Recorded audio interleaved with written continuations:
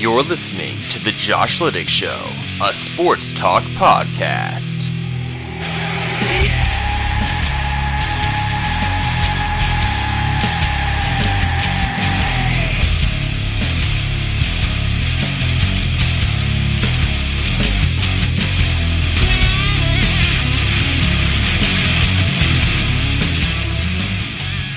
And here's your host, Josh Liddick.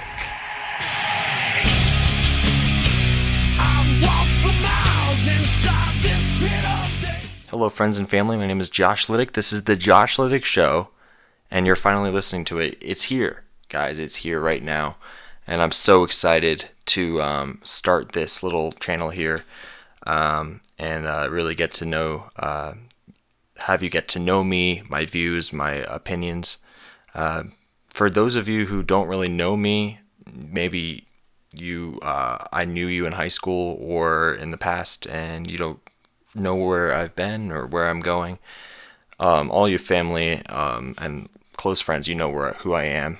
But for those of you who don't, my name is Josh Liddick. I'm a junior at Cincinnati University. I'm electronic media major with a minor in communications. I have aspirations of becoming a sports broadcaster. Play-by-play, color, baseball is my favorite sport, and that's my future, and that's really where I want to be. But I do broadcasting for the Cincinnati University men's basketball team. This is my third season. I'm really looking forward to that, and to see where that takes me.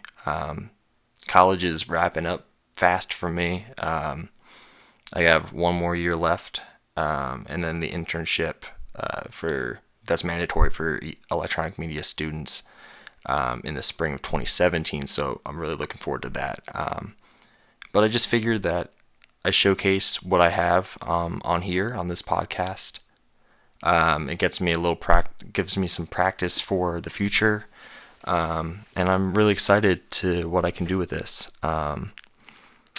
So in sports right now, a lot of big things. We're just going to get right into the topics, but a lot of big things that are happening now in sports. The NFL playoffs, of course, underway last weekend with the wild card action games, and Saturday was huge. Of course, Steelers Bengals was the headline game. I'm sure a lot of you know what happened in that game, it was a very hardcore kind of game. A lot of things happened. A lot of weird things happened.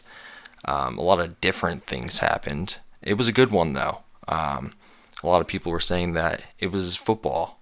I mean, we haven't seen a lot of close football games like that in a long time, and it was really interesting to see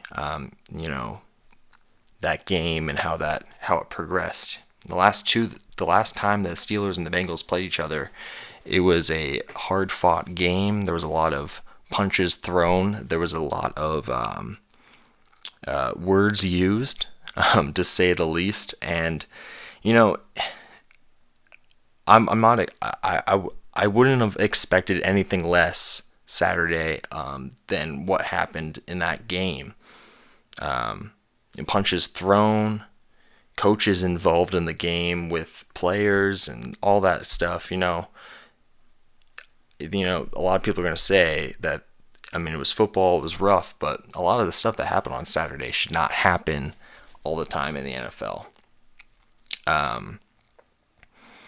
It was crazy, with the whole Vontaze Burfict and the interception that he had. And let's just talk about the Bengals for a second. They haven't won a playoff game in 25 years going into Saturday. And Andy Dalton's out with the broken thumb. He was an MVP candidate all season long. And then he got that injury, and it put him out for the last couple weeks. So that was really hard.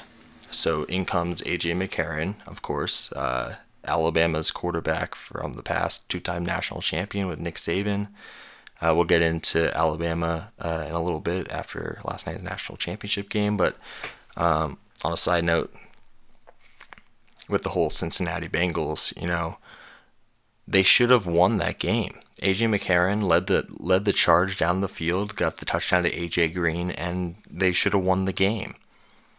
And then Burfict had the interception, which sealed the deal. Everyone was watching, and everyone thought that was the end of the game. I was watching the game, and I thought for sure the Bengals were going to smash 25 years out the door and finally get that elusive playoff game win against rival Pittsburgh Steelers. But that wasn't going to happen.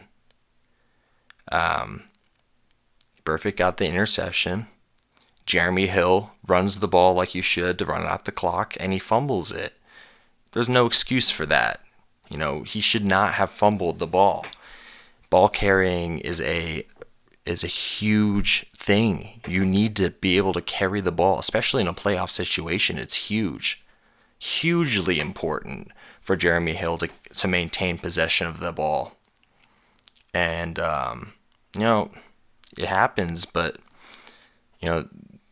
there's no way they should let the Steelers, just go with that. Ben Roethlisberger had a shoulder injury, separated his shoulder, put him out. Are you surprised that Ben Roethlisberger was able to come back into the game? I'm not. It's Ben Roethlisberger, so he came back into the game and led the charge, and Burfict got the pick, and then Hill fumbled the ball, and, Ben Roethlisberger gets a chance. I'm sorry, it was Landry Jones who had the pick, but Ben Roethlisberger came back in the game and proved that he is the Pro Bowler that he is for the Steelers and the future Hall of Famer and the Super Bowl champion. And he played great. And then those two unsportsmanlike penalties that really sealed the deal. That was rough. That was really rough. It sealed the deal for the Bengals. Burfict on the hit on Antonio Brown. That was huge. It makes you wonder how well the NFL is doing to protect their players. You think after concussion and CTE and the suicides that are going on and the deaths that are going on, you'd think that the NFL would do a better job at protecting their players and what's going on in the game. With Concussion, the movie coming out with Will Smith, that was huge. Put a huge light on concussions and, what it can do to a sport and players and how it affects their lives after football. The way that Burfict hit Antonio Brown, he hit him helmet to helmet. You could see Brown fall to the ground and the eyes roll back behind his head, and you could see him literally fall down to the ground, limp, just falling there. His limbs, flailing, looking like a rag doll on the play. That's no excuse. I don't care if it was football. Hard football like we're so used to playing, or so used to seeing, and so used to hearing. And coaches and stuff, they have no excuse to make excuses for Burfict's hit, saying it was just a football play. It was just a hard play. It's no excuse. Antonio Brown, he's a star receiver. And the fact, he should be happy that it's just a concussion, because it could have been worse. He could have been paralyzed on the play. He could have fell to the ground. It could be worse, And I really think that, I'm happy that the NFL was able to suspend Burfict for 3 games next season. Well, he's going to appeal it, and I hope that it's going to get upheld. I hope that he doesn't get what he wants, because there's no way in heck that, that's going to be okay. And that shouldn't be okay. So I'm a little concerned with that. And is 3 games enough? I don't know. I think you got to look at his past. You know, he's played a lot against a lot of teams in the past that he just literally went out and mauled on purpose sometimes. And the Steelers, you know, he got fined earlier in the season a lot of money for hits that he had on players, and then he goes again and, you know, hits the same players and hits the team harder than he's ever hit them. And this is all stemming from college too. He had hits back then too. You know, if a player like this, or I'm gonna get off of Burfict, but any other player like this, repeatedly, time after time, targets players and hits them on purpose sometimes, and is a little too rough, on that player, there's going to be long-term effects. And as an NFL, if I was the NFL commissioner, I'd be extremely upset about that, and I would not want a player that keeps doing these violations after violations to keep playing the game. Am I saying maybe ban him? Maybe. Is that what it's going to take? Is he going to change his ways? History says no. I mean, I'd be really surprised to see him play, he's only playing 3 games next he's only going to be suspended for 3 games next season. Should be more, maybe. I think so. I think it should be more. There's no excuse for that kind of play in the NFL or any sport in general, that causes harm and injuries and whatnot, and it's not good. So, the Steelers are moving on, and that's that. But the Bengals, they lost their chance. They could have won that game. They let their fans down. They let the players on the team that had nothing to do with it. They let A.J. McCarron down. And, that's that. So, I'm disappointed in that game. I was rooting for Cincinnati. But you know what? Maybe they need to learn their lesson. Maybe they got to be like, stop thinking about yourself and start thinking about the team. The NFL, if you want to win Super Bowls, if you want to be champion, you have to start thinking like you're a we team and not an I team. And the Bengals, they're playing like an I team. And I get that it's AFC North football. We saw it with the Ravens and the Steelers. We saw it with the Browns. We saw it with the Ravens and the Bengals before. But it's no excuse. If you want to win a Super Bowl championship, you got to start playing like it. And you can't give up yards like that. Because they had a chance to win, Pittsburgh could have missed that field goal, and Cincinnati would have taken the crown, and, then that would be the ball game, and then we would be seeing Cincinnati in the playoffs instead. But no, I'm sorry, it's going to be Pittsburgh. It's just the way it is. And we're going to move on to other games in the playoffs. We had the Vikings and the Seahawks on Sunday. What a game. Seriously, what a game. 10-9 was the score. I was watching the game, and it was like, first of all, it was -6 degrees at kickoff. Very cold. I'm surprised that some of those fans were even there. Some of them were wearing short sleeves. Some of them were walking around in short sleeves and shorts. That's very interesting. But yeah, what a game that was with the Seahawks and the Vikings. Seahawks, 2-time defending NFC champions, trying to make it 3-time defending NFC champions and go to the Super Bowl for the 3rd year in a row, which could happen. Who knows? Against the Vikings, NFC North champions, beat the Packers to win the division. Great record this year, 12-4. Great season. Teddy Bridgewater, quarterback. Adrian Peterson won the rushing title. But Peterson, was having a rough end of the season. Lots of carries, not a lot of yards to show for. And he goes into this game against the Seahawks, and he doesn't really contribute that much. Bridgewater, he played great. But, it's really hard to see, what's going to go on there, and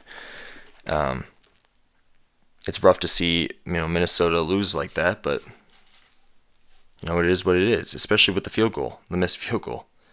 But a lot of people are putting a lot of smack talk on Blair Walsh. It's not his fault. Sure, he missed a 27-yard field goal in the cold with the laces facing towards him. The holder, maybe he should have turned the ball a little bit better. But at the end of the day, there was a lot of missed opportunities. Adrian Peterson came forward and said, you know what, it was my fault. I fumbled the ball, with only a little bit of time left, and we could have, extended the lead and possibly have won this game. But at the end of the day, that's what happens. Sometimes things don't work out the way you want them to. And Blair Walsh missed the field goal, and that just put the icing on the cake for the Vikings, and the Seahawks take the win, and they advance. So that sets up a huge game this weekend against the Panthers. I'm predicting a lot of really interesting things this weekend. You had the Chiefs beat the Texans 30-0 in the shutout. Texans, you could say what you want, but the Texans had a rough season altogether. Bill O'Brien doing a great job, but he's only doing the best he can with what he has. Quarterback-wise, you have a lot of issues going on there with, they had Ryan Mallett in there at the beginning, Brian Hoyer as quarterback now. They had Brandon Weeden in there for a little bit, bringing home some wins and games there. But overall, the Texans, they were disappointing for most of the season. Defensively, they're always stacked. J.J. Watt does so much for that team. He's the defensive leader. He's a huge captain, a huge force. He's an off the field leader. He does a lot of things in the community. But you can't really put all that pressure on one player. That's a lot of pressure to put on one player. They even put him in the Wildcat for the game on the goal line, and nothing happened. A lot of questionable coaching decisions, and they have a lot of work to do, and they need to get a quarterback. Brian Hoyer is not going to do the deal. He had a lot of turnovers. You can't have that in a football game. And that was one of the reasons why they got shut out by the Kansas City Chiefs. The Chiefs playing really, really good football. Andy Reid is a great coach. I'm an Eagles fan. And Andy Reid did a lot of good things for the Philadelphia Eagles. And he's doing a lot of great things for the Kansas City Chiefs now. And they are a tough football team. They're a good football team. They've won 11 straight games. Can I see them winning the Super Bowl or beating the Patriots this weekend? It's possible. They have a great defense. Tom Brady is a great quarterback. There's a lot of things that could happen there. What else are we? And then what else here? Then the Steelers going to play the Broncos. Steelers, of course, with the game there in Cincinnati, we talked a lot about it at the beginning. Ben Roethlisberger went down with that separated shoulder injury, so it'll be interesting to see. There's no word yet on whether or not he's going to play come this weekend, but we'll see. It's questionable, but he's a tough guy. He's a really tough guy. Earlier in the season, he was injured and he came into the game and he played like an all-star. He threw all the touchdowns and the yardage and racked up fantasy points and the whole 9 yards, and he did a great job. And I wouldn't be surprised to see Ben Roethlisberger come in the game and play this weekend. I don't think, as Mike Tomlin, I don't think I could trust Landry Jones in that situation, the backup quarterback, against the Denver Broncos. I think going into that game, you're gonna think, there's no way that the Steelers could win a playoff game with Landry Jones as quarterback against the Denver Broncos. There's no way. The Broncos are too good of a team. And the Broncos, they have issues of their own. Defensively, they're good. Offensively, they're good. Peyton Manning had a rough start to the season. He got injured. And Brock Osweiler came in and he played okay. Until Week 17 when the game is on the line and it's a huge game, a lot of stipulations going into it, and Gary Kubiak says, let me put in the future Hall of Famer. Let me put in Peyton Manning. Manning comes in, steps up, and he plays a great game. He doesn't look perfect. He looks a little awkward when he throws the ball. He's still hurt. He's not 100% yet. But I think that Gary Kubiak knows that if he wants to have a chance to win this game, Steelers defense is good, but you got to put Manning in at quarterback. So there's a lot of quarterback situations going on for both teams, Steelers and the Broncos. Will Roethlisberger play, or will Andrew Jones start, or Michael Vick's been inactive? Will he be available? Who knows? Or will we just see Ben Roethlisberger come in? And then for the Broncos, we already know Peyton Manning's going to start, so how is he going to last? Are the Steelers, they're going to pressure him? Are they going to hurt him even more? Is he 100% to go? Will Peyton be able to step up and be the playoff quarterback that he has been in the past and really lead this team on to victory? And we'll see, and my prediction for that, I didn't really talk a lot about my Chiefs-Patriots prediction, but I am picking the Patriots for that AFC matchup. Tom Brady just way too good. And even though he lacks some weapons here and there and a lot of injuries, he always makes the players around him better. And I think that for that reason, the New England Patriots are going to beat the Kansas City Chiefs this weekend and head to the AFC Championship game. On the other side, with the Steelers and the Broncos, I'm going to take Denver on this one. I really think Peyton Manning is going to step up in a big way and contribute in a really huge way for the Denver Broncos. I can't see the Steelers, they had coming off of the hectic, crazy game that was against Cincinnati. I can't see that happening and play well and have a chance at going to the AFC title game. They've had a good year overall, but I think that riding off the momentum, of the Broncos, I think the Broncos are going to be a hard team to beat. But if Peyton Manning plays like first half Peyton Manning of the season when he threw, he's with 17 interceptions and only 9 touchdowns, I'm going to be a little worried. And I think the Steelers could then, if Ben Roethlisberger has a good game, then and Antonio Brown plays maybe. I don't think he will, but Martavis Bryant steps up and all that. Yeah, I could see this Pittsburgh winning.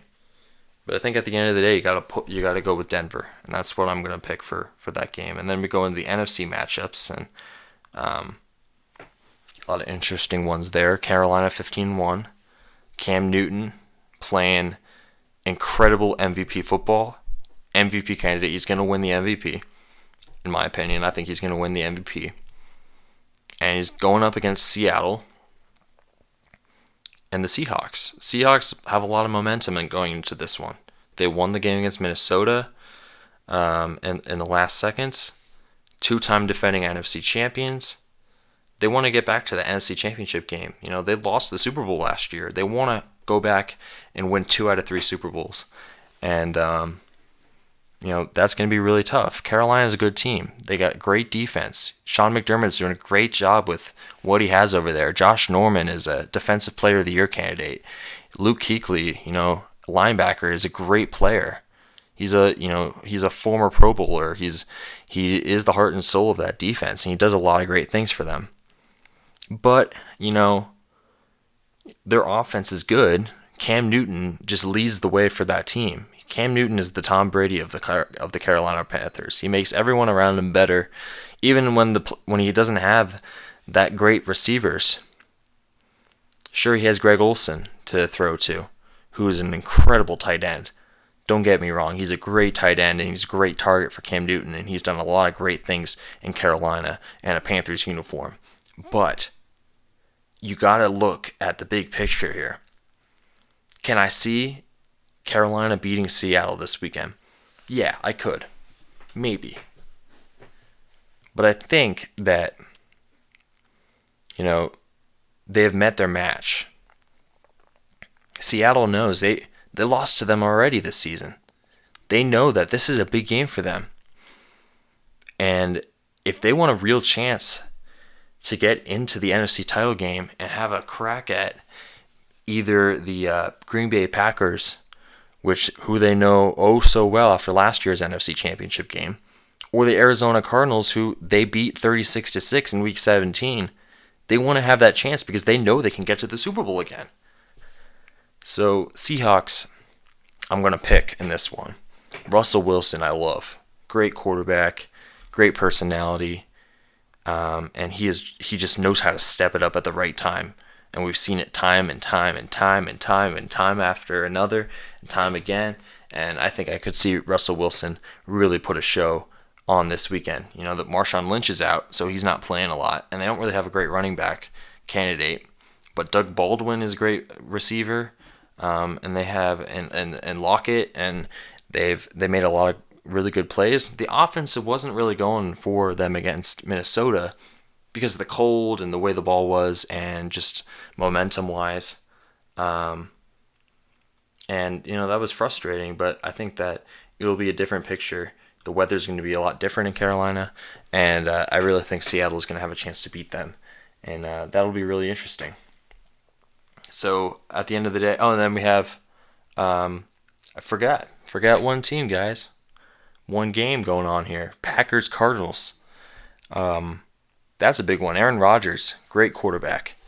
And I think the really cool thing is, we're looking at all these games. They're all really good quarterbacks. They will all have really good quarterbacks here. Tom Brady with the Patriots. The only odd man out really is Alex Smith. Ben Roethlisberger, Manning, Newton, Wilson, Rodgers, and then Carson Palmer. So, Carson Palmer, with the Bengals in the past, he was good. He hurt his leg and, he got knocked out for a while. And Bruce Arians has done a great job of rejuvenating his quarterback and working with him and making him an elite quarterback like he used to be. There's a lot of elite quarterbacks in the NFL. I listed all these guys. And Rodgers and Palmer is going to be a huge quarterback battle this weekend. And I would really like to see Arizona pull it out, and I think they will. I'm going to pick the Cardinals over the Packers. And it'll be Seahawks, Cardinals, and the NFC title game, a rematch of Week 17, division rivals.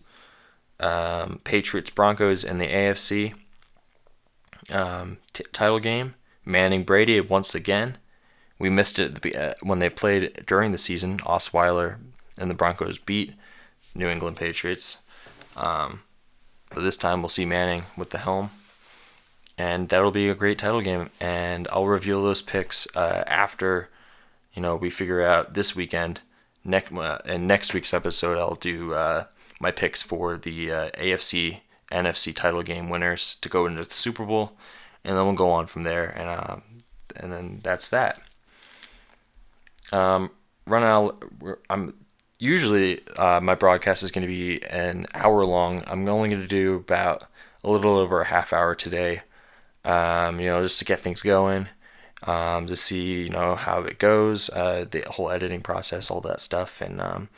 But hopefully in the near future, we'll just start to get higher and higher.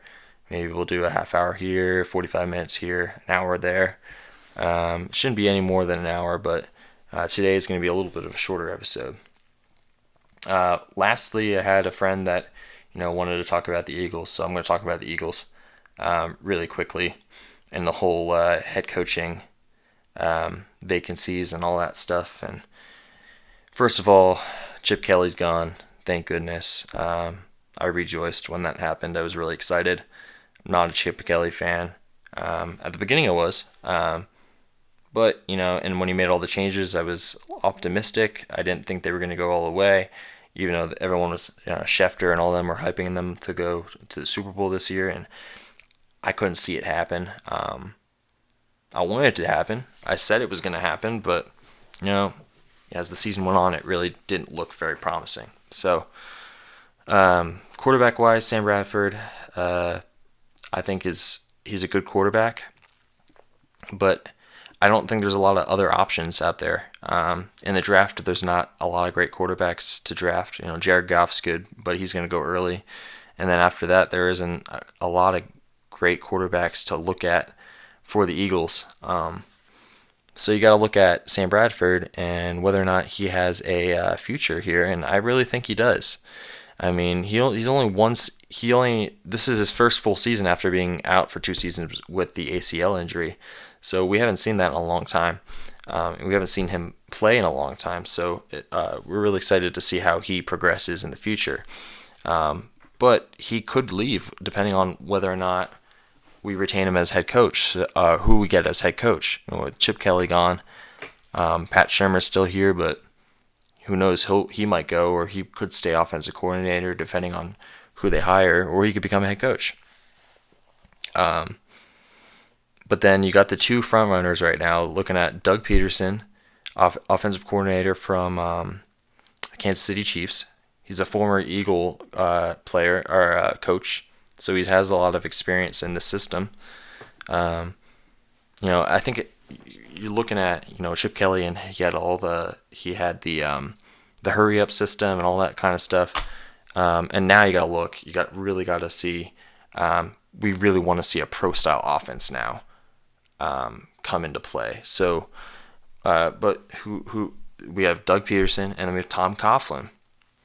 Tom Coughlin's interesting, and I think that you look at Tom Coughlin, he is all you want to have in a coach. He's a great coach. He has a lot of great experience. He knows players really well. He works with players really well. He's a 2-time Super Bowl champion with the Giants, but he spent 12 years in New York, so he's been there a really long time. People are arguing, Eagles fans are arguing, he's a Giants guy. We don't want him here. We don't want this guy here. I don't know. I like Tom Coughlin. I like the idea of him becoming the coach of the Philadelphia Eagles. Yeah, he's 69 years old. He's old. He's an old guy. But I don't know.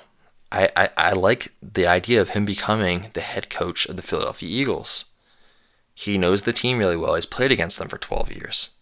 He knows how to win. He has 2 Super Bowls under his belt. He has playoff appearances under his belt.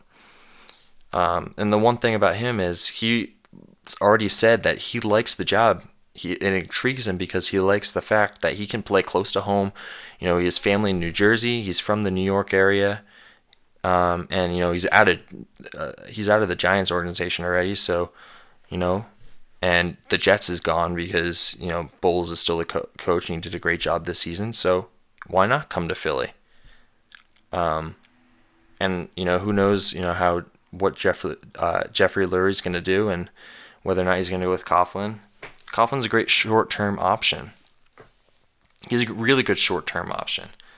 But do you want to go short-term, maybe win a few playoff games, and maybe get to a Super Bowl, have success there, and then lose him, when he retires in the next 4 or 5 years? Or do you want to have Doug Peterson, who's going to be here if he's successful for the next 10 to 15 seasons? Who knows if Peterson is successful. But would you rather have a guy that you can build on with Doug Peterson than a guy like Tom Coughlin, who's only going to stay around for a little bit? But in a perfect world, I'd love to see, they interviewed Ben McAdoo, the offensive coordinator from the Giants. I'd love to see Coughlin come over to the Eagles, and then McAdoo come over with him as the offensive coordinator.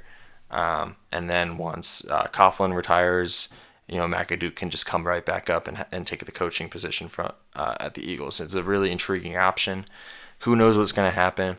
But our Eagles, we deserve a coach. We deserve a chance to win playoff games. We deserve a chance to win a Super Bowl. I don't want to go through my entire life with my Philadelphia Eagles not having a chance to win a Super Bowl. I don't know about you, but that's not an option for me. I want to win a Super Bowl. I've seen my Phillies win a World Series. I want to win a Super Bowl. I want the Eagles to win a Super Bowl.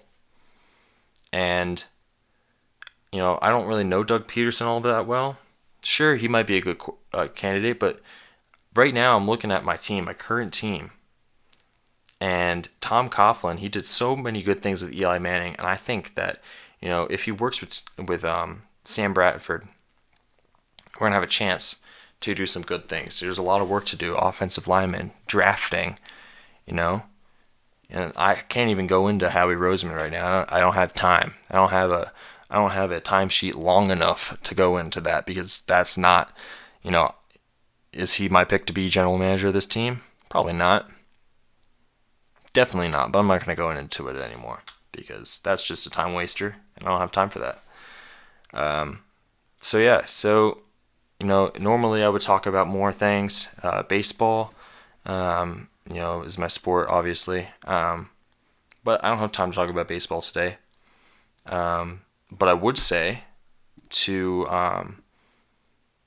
keep updated with the Josh Liddick Show. Like me on Facebook. It's the Josh Liddick Show on Facebook. At Josh Liddick Show on Twitter. Like, comment, subscribe on YouTube, the Josh Liddick Show. I'm going to keep bringing out stuff here and there. I'm going to tweet some stuff every once in a while. Share this podcast with other people, with your friends, family, whatever. If you want to hear some good news, you got to come right here. This is where it's at.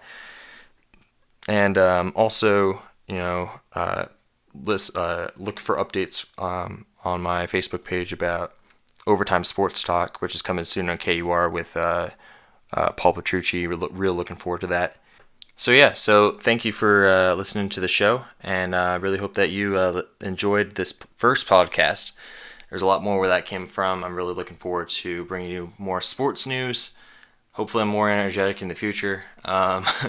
But thanks for listening, guys. Really appreciate it. Have a great day, and keep on listening, guys. Thank you.